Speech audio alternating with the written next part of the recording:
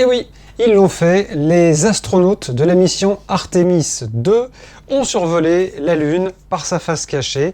Ils sont passés derrière la Lune, à peu près à 6000 km. Et on va revivre en quelques instants ces images magnifiques. Une première d'ailleurs pour l'humanité. Des humains qui n'ont jamais été aussi loin dans l'espace, à près de 406 000 km d'altitude au-delà de la Terre.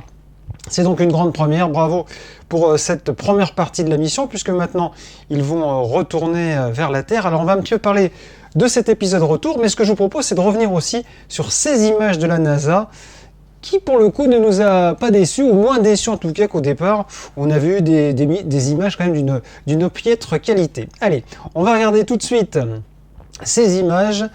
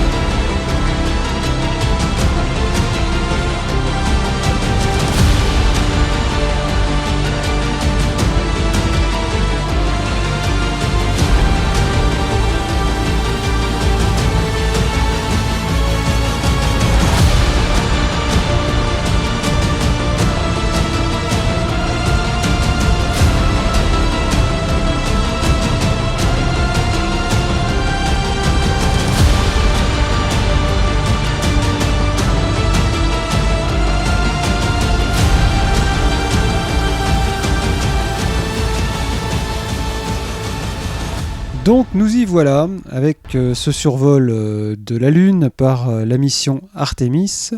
Et là, ça a été un beau moment qu'ont vécu bien sûr les astronautes à bord pour une belle mission. Faut savoir que quand même c'est un grand pas pour l'homme, puisqu'on n'a jamais été aussi loin dans l'espace. On était à environ 406 000 km d'altitude. Et on est sur la face cachée de la Lune qu'on ne voit jamais.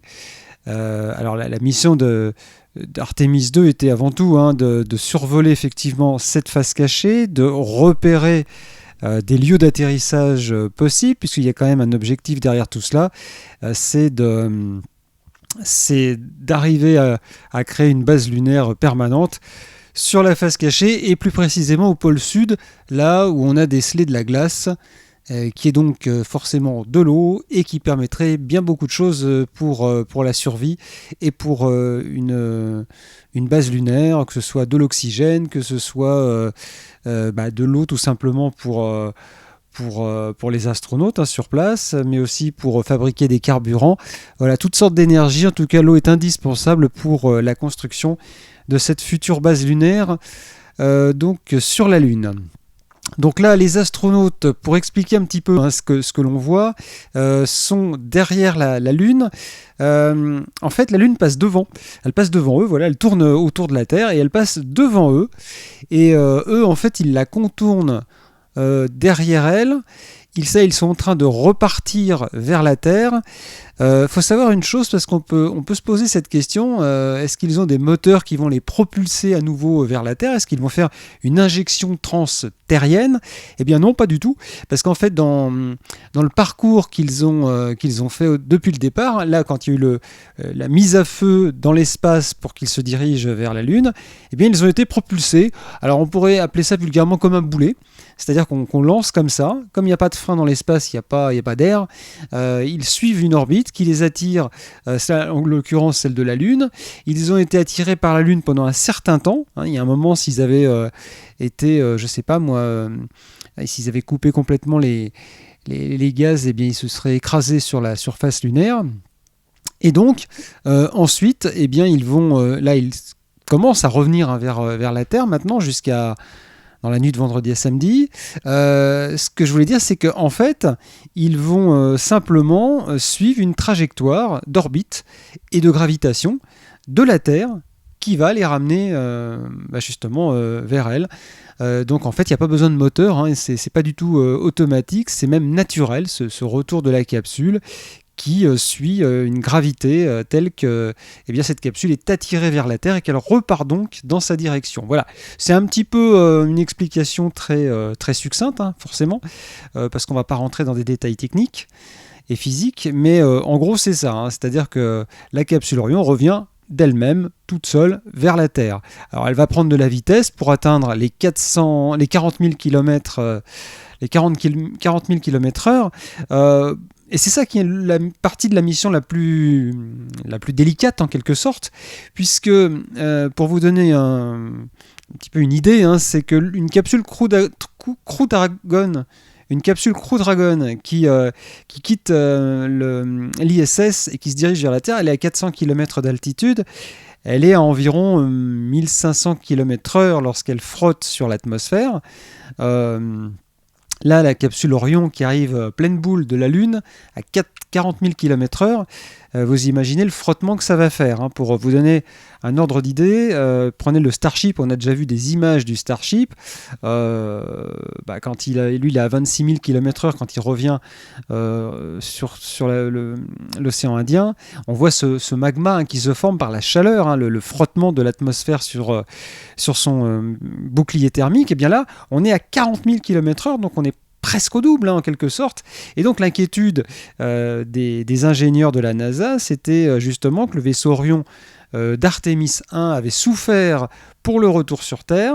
Alors on a pensé dans un premier temps refaire complètement le bouclier, peut-être utiliser de nouveaux matériaux, ça aurait pris du temps. Une perte de temps en tout cas pour le programme Artemis. Donc on a opté pour une autre façon de faire, c'est-à-dire garder le même bouclier, mais en inclinant le vaisseau différemment lors de son retour dans l'atmosphère pour qu'il frotte moins sur l'atmosphère et qu'on ait moins d'échauffement. Voilà, on va croiser les doigts pour que tout se passe bien, mais en tout cas ça va être à mon avis très tendu à Houston dans la nuit de vendredi à samedi pour le retour des 4 astronautes de la NASA. Donc ils ont pris pas mal de photos. Là on voit sur les images, c'est intéressant, on voit Artemis là, qui est entouré de ce petit cercle Orion qui passe devant la face cachée de la Lune, et puis ensuite le retour vers la Terre. Ensuite il y aura effectivement, une fois qu'ils seront dans l'atmosphère, l'ouverture des parachutes, ils seront récupérés en pleine mer. Et puis si tout se passe bien, eh bien ça va permettre à la NASA de dérouler un petit peu le programme suivant, c'est-à-dire l'année prochaine, en 2027, le test, mais là ça va dépendre des acteurs du privé, c'est-à-dire Blue Origin ou encore SpaceX, qui devront prouver qu'ils sont capables d'envoyer un alunisseur dans l'espace et bien évidemment autour de la Lune. Et là on fera une répétition générale autour de la Terre en toute sécurité pour voir si les deux vaisseaux peuvent s'amarrer, pour ensuite transférer des astronautes dans l'alunisseur. Et si tout va bien, en 2028, si les alunisseurs sont prêts, eh bien on ira se poser sur la Lune. Et là, ça sera une autre paire de manches, ça sera une belle aventure à vivre aussi. D'ailleurs, petite parenthèse, c'est vrai qu'on a vu de belles images sur la fin là, sur cette aventure, de belles images de la vidéo. On espère que lorsqu'on posera le pied sur la Lune, on aura d'aussi belles images de qualité. Et puis pensons aussi que quand ils vont arriver sur Terre, je pense que nos 4 héros auront ramené aussi d'autres fichiers avec des vidéos, et ça promet à nouveau de très très belles images de la Lune, de sa face cachée, à voir très prochainement. Donc maintenant, on espère que lorsque l'homme reposera le pied sur la Lune, on aura d'aussi belles images, aussi belles retransmissions, bien mieux, mais c'est normal, on n'est pas à la même époque que le premier pas de l'homme sur la Lune en 69 avec Neil Armstrong. Donc je pense qu'on aura de belles choses à voir. Et puis certainement qu'après cette mission Artemis 2, là aussi, on devrait avoir, je pense, d'autres clichés. Là, je pense que là, on voit le direct, donc il y a peut-être une bande passante qui est un petit peu restreinte pour la qualité, mais je pense qu'on aura des images, des vidéos de meilleure qualité une fois que les astronautes seront revenus sur Terre avec toutes ces preuves. Voilà, merci d'avoir regardé encore cette vidéo sur L-Prod. Nous, on va se retrouver très bientôt pour de nouvelles aventures, que ce soit dans l'espace, mais aussi dans les airs, puisque L-Prod, ce n'est pas que la chaîne de l'espace. Donc, merci à tous. Si vous avez aimé cette vidéo, n'hésitez pas à mettre un petit j'aime, un petit pouce, et vous abonner à la chaîne par la même occasion. Je vous dis à très bientôt pour de nouvelles aventures.